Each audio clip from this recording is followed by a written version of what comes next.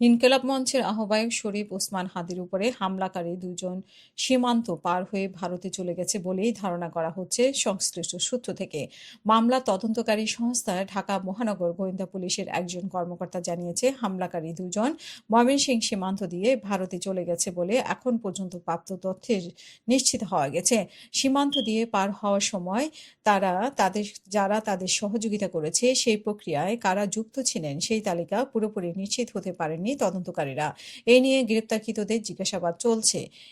এইদিকে সিঙ্গাপুরে জেনারেল হাসপাতালে চিকিৎসাধীন শরীফ ওসমান হাদির শারীরিক অবস্থা নিয়ে সুখবর দিয়েছে তার বড় ভাই ওমর ফারুক। তিনি বলছেন যে নতুন করে শারীরিক অবস্থার কোনো অবনতি হয়নি।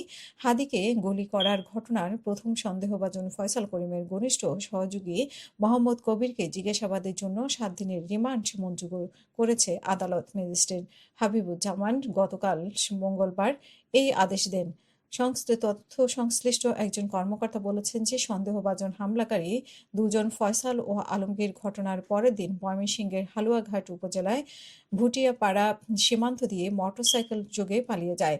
ঘটনার পরপরই তারা একটি প্রাইভেট কার করে প্রথমে মিরপুর থেকে আশুলিয়া, পরে গাজীপুর হয়ে ময়মনসিংহে ঢোকে। ময়মনসিংহে এসে সেই প্রাইভেট কার পাল্টে ফেলে তারা অন্য আরেকটি প্রাইভেট কার উপজেলায় দারাবাজার পেট্রোল পাম্পে পৌঁছায়। সেখান থেকে স্থানীয় এক ব্যক্তি তাদের মোটরসাইকেল যোগে ভুটিয়াপাড়া সীমান্ত দিয়ে যান এবং তাদের সীমান্ত পার করে ভারতে পাঠিয়ে দেওয়া হয়।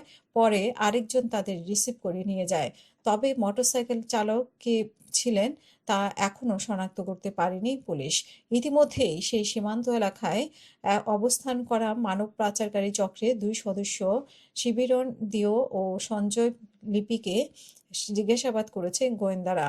তাদের কাছ থেকে তথ্য সংগ্রহের চেষ্টা করা হচ্ছে, পাশাপাশি সন্ত্রাসীদের অবস্থান শনাক্তের চেষ্টা চলছে।